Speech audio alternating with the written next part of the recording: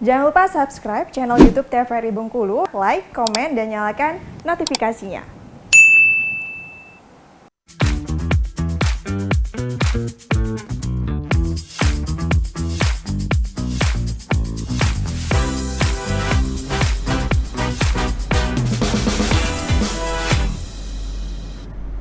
Balik lagi di Opini obrolan pagi ini dengan tema kita yaitu hidroponik bersama dengan Bang Daeng. Bang Daeng sendiri tadi berarti tingkat keberhasilannya 90% ya kalau hidroponik itu ya, dan juga hidroponik Abang sendiri ternyata sudah habis terjual di pasaran ya, meskipun belum keluar kota, Bang.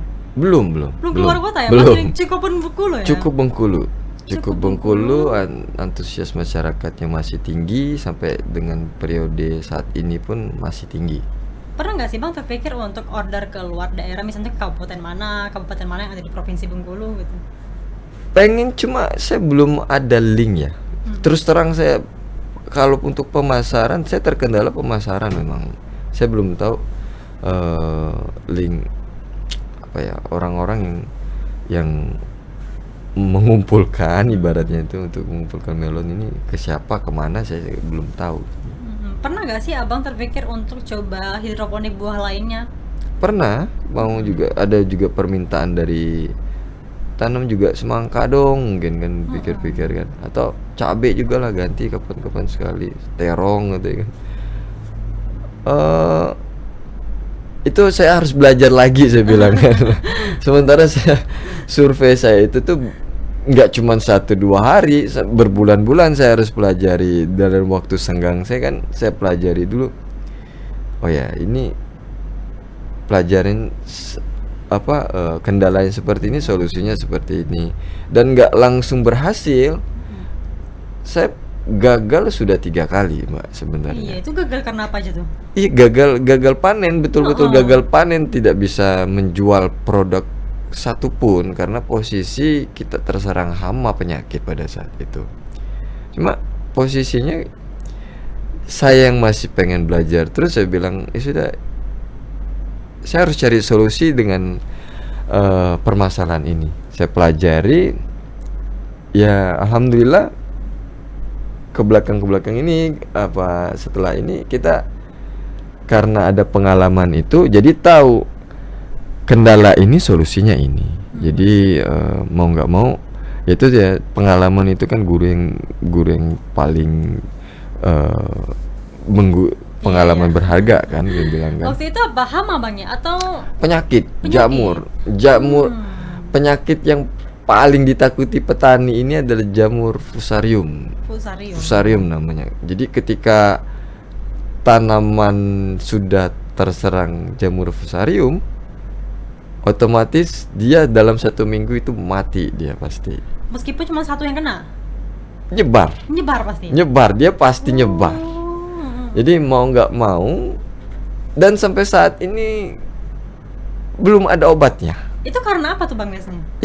Jamur itu. Karena apa? Karena kurang memperhatikan dari tanamannya? Iya, karena posisinya belum ada obatnya memang untuk jamur jenis Fusarium SP ya, saya lupa nama jenis jamurnya, tapi kalau di kalangan petani bilang itu jamur fusarium.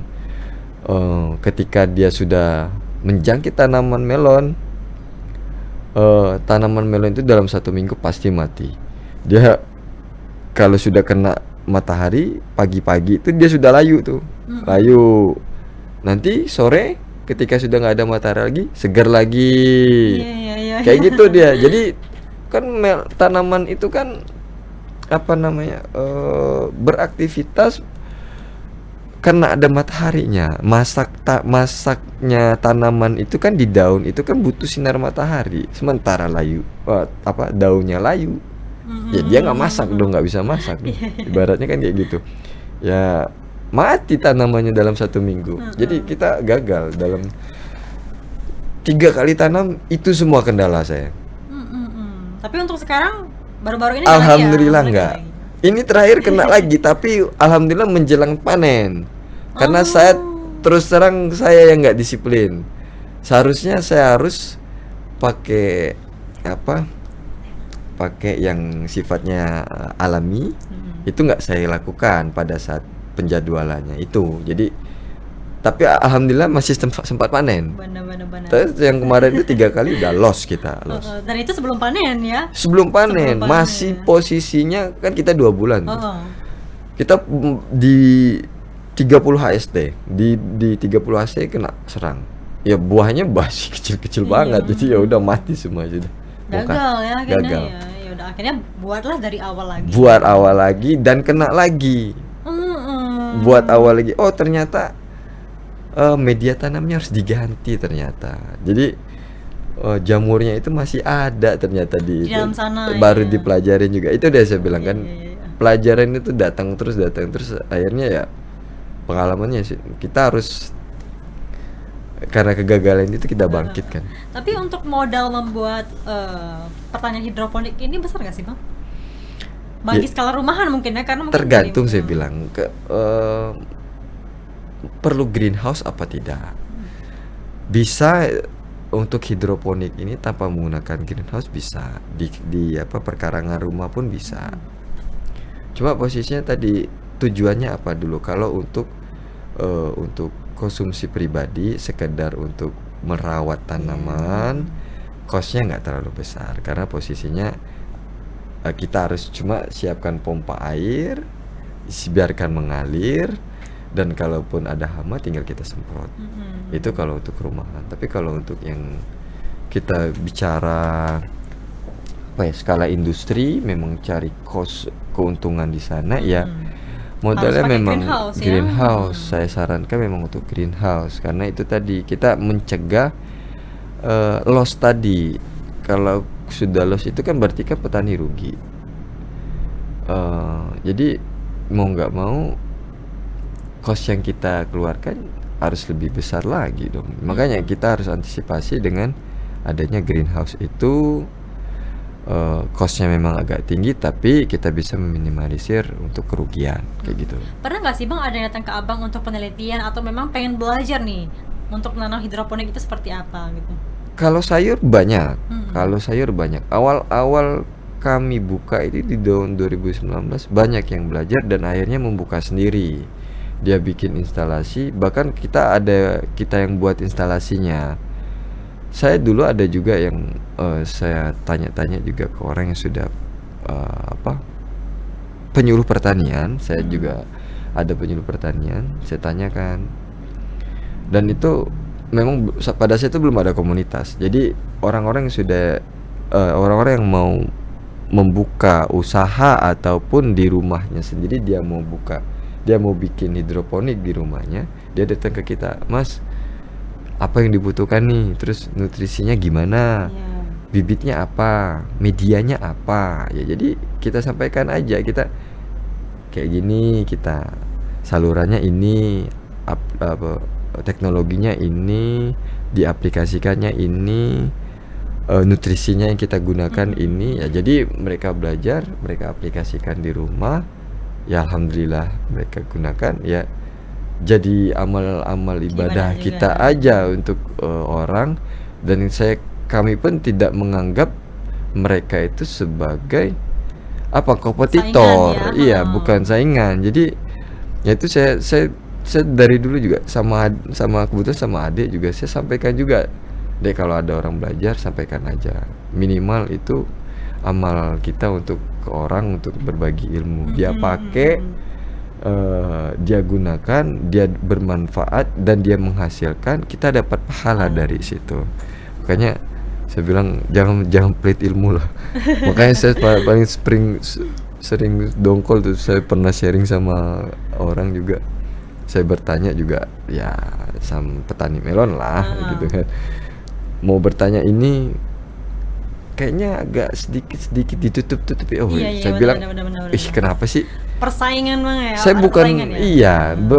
kalau anggap rezeki itu kan sudah ada yang mengatur ya, baik mau besar maupun kecil itu tuh sudah ada yang ngatur, dan Allah yang mengatur itu. Saya bilang, ya tinggal kita yang usahanya mau seperti apa usahanya.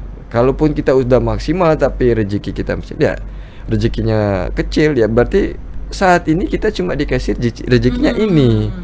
Jadi jangan nganggap kita ini sebagai kompetitor, saingan atau ini. Makanya saya nggak sudah. Malas saya ngobrol sama orang kayak gini kan. Kalau jadi. tadi kan abang bilang ada komunitas ya. Komunitas Kalau ada. abang sendiri itu ada kegiatannya nggak sih bang? Misalnya saling sharing. Sharing ada kita. Pada saat saya belum tahu udah berapa bulan ya? 2 bulan ini belum ada kumpulan-kumpulan lagi. Biasanya kami rutin sih kita ada namanya ketuanya itu Pak Sumardi ya. Dulu dia dosen di Unip, beralih sudah pensiun. Pensiunnya itu beralih ke melon dan greenhouse. iya. Dia banyak sharing juga sama kita, sama ini Pak Sumardi sering bagi-bagi ilmu juga ke kita kan. Ya sama komunitas lain juga gitu ya. Jadi kita dapat ilmu baru, apa-apa yang di sharing di komunitas. Jadi enak sudah ada. Jadi misalnya ada teman-teman yang memang pengen bang, tolong dong bang ajarin kita untuk skala rumahan aja bang hidroponik bisa boleh, ya? boleh, Sama boleh, gimana ya? boleh. Kita siap membantu, kita siap apa yang sudah kami punya pengalaman, kami sharing ke teman-teman yang ingin belajar. Ya pengalamannya itu lah saya bilang kan, pengalaman itu paling berharga. Harapan abang sendiri bang sebagai petani hidroponik apa bang untuk kedepannya sendiri? Harapannya apa ya? Semoga hidroponik di Bengkulu semakin maju ya. Saya berharap ada seperti apa ya, perkumpulan khususnya melon ya, di tanaman-tanaman yang premium khususnya sudah berkembang, dan ada yang sebagai pengepul ya, apa ya kita namakan ya, pengepul ya ibaratnya. Ada yang mengumpulkan untuk ya dari ada pasar wadah kembali, ya. yang untuk ini loh, kita ada hasil yang punya melon yang berkualitas, silakan dipasarkan. Harapannya itu sih, di pasar kita penjualannya mudah-mudahan lancar, harapan saya. Tapi yang paling harapan yang terpenting itu satu sih, masalah pupuk sih sebenarnya. Kenapa bang? Susah sekarang. Sekarang susah banget ya. Pertama harganya naik, saya bingung untuk naikin harga ya Iya, posisinya kan. Harapannya itu, dan belum ada di Bengkulu. Jadi harus order dulu ya. Saya harus order dari luar Bengkulu, khususnya pupuk hidroponik ya. Oke, Itu harapan saya. Bang Daeng, terima kasih Bang Daeng Ya. sudah bersama kami di Opini pada pagi hari ini. Ya, Semoga terima kita kasih. bisa berjumpa lagi. Siapa tahu nanti ya diundang kembali. Iya, alhamdulillah. Oke, pemirsa, kami Mudah-mudahan akhiri ya. Opini pada pagi hari ini. Jangan lupa terus saksikan Opini setiap hari Senin sampai dengan Jumat pukul 8 pagi hanya di TVRI Bengkulu bersama kita maju. Sampai jumpa.